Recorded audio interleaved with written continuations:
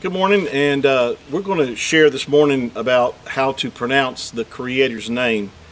And even though I've taught on this before, and it's good just to go back and just redo it another way, and just to help people along the way to understand that there is a correct way of pronouncing the Creator's name. There's been a lot of confusion caused by the enemy, Satan, to disguise the name of our Creator, to hide the name of the Creator. There's been a lot of lies told that there's no way for us to know how to pronounce the name, which doesn't make sense at all, because the Creator declared that we're to proclaim His name, we're to call upon His name, we're to glorify His name, we're to sing unto His name, we're to love His name, we're to praise His name. I mean, I could go on and on and on. And if you didn't know how to pronounce it, then how could you do all these things that He has commanded us to do regarding His name? His name is in the Scriptures over 7,000 times approximately. We know for sure from the book of Bereshit or Genesis to the book of Malachi, in what referred to as the Tanakh or the Old Testament, that His name appears 6,823 times. But in our English translations, it's been hidden with the English word Lord, where you see the word capitalized in your English translations.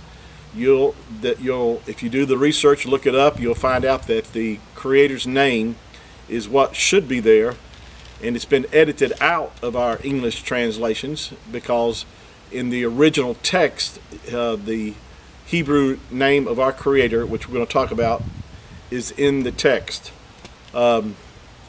And also in the New Testament, it's in there approximately 200 times. It's a little bit harder to find it in the New Testament, or the Brit Hadashah.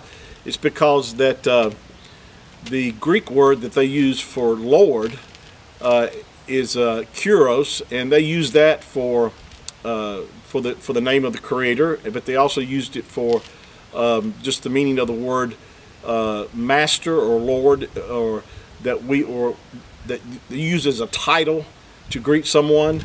So that Greek word Kyrios has been used for both, and so that's why it's a little harder to detect in the New Testament, the Brit Hadashah. But it's there, and you can really find out because most of the New Testament, or the Brit Hadashah, is always refers back to the Tanakh or the Old Testament, and you're able to see when it says as it is written, then it's always referring back to what was written before.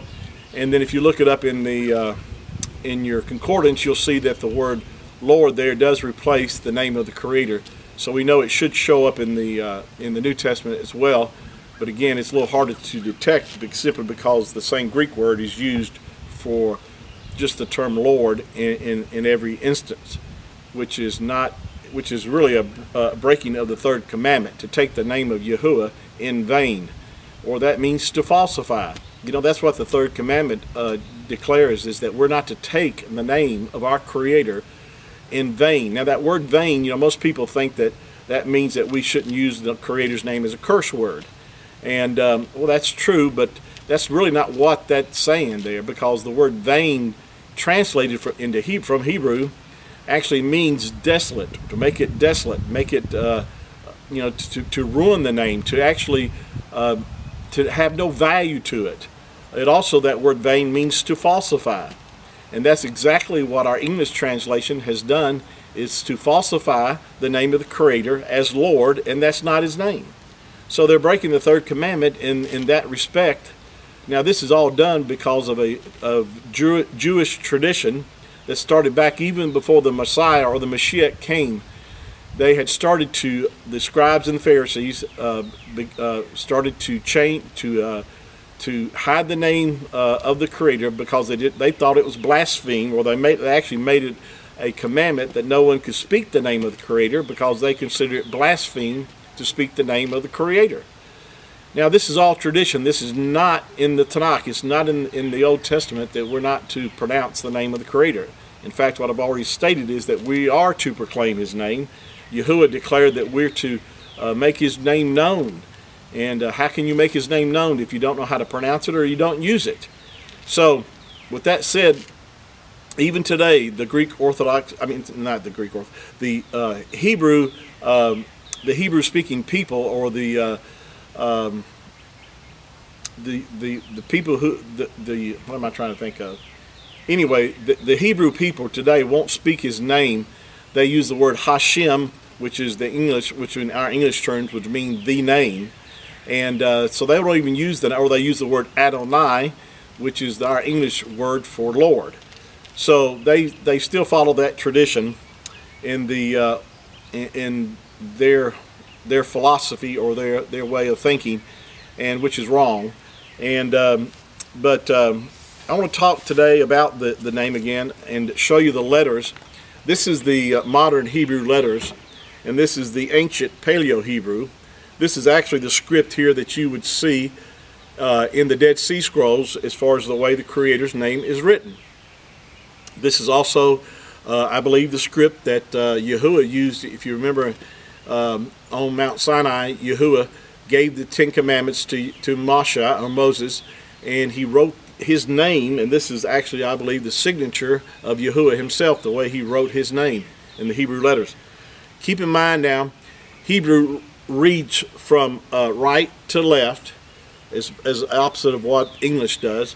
And so from beginning here on the left, or actually, I'm sorry, it'd be your right to left is the way that the Hebrew is read, instead of left to right as English is written. So anyway, with that said, these letters spell or pronounce, or we use to pronounce the name of the Creator.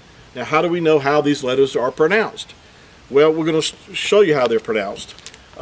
First of all, let's just talk about the word, this word here, which everyone is familiar with.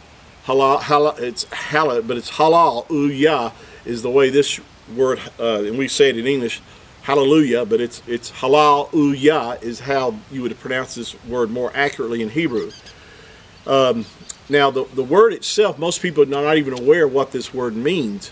It means praise Yah. You see here, the word, the halal, is spelled with the letter ha, or hey, in modern Hebrew. The two, these are two, what we refer to as L, this lamad, two letters here in Hebrew.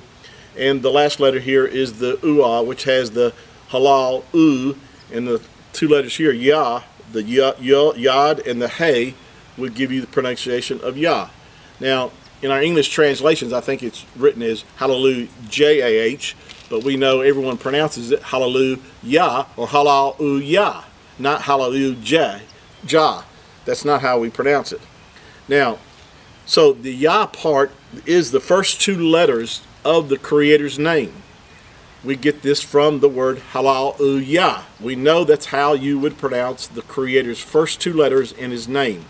Now again, modern Hebrew will change this to ye, and you have to understand that modern Hebrew uses vowel points to change the pronunciation of different Hebrew names and words, and that was done to hide and prevent people from speaking the name of the Creator. And so, with that said, we don't want to use modern Hebrew as far as using vowel points to try to arrive to the understanding of how to pronounce the Creator's name. We need to go back and not use vowel points and understand that these letters were pronounced a certain way. There was a standard way to pronounce these letters. And so we're going to talk more about this on our next session. I just want to sort of introduce this part to you. And we're going to go into quite more detail about this. And thank you for joining us this morning. And look forward to our next session that we can bring forth. And I want you to have a blessed, prosperous day in Yahuwah.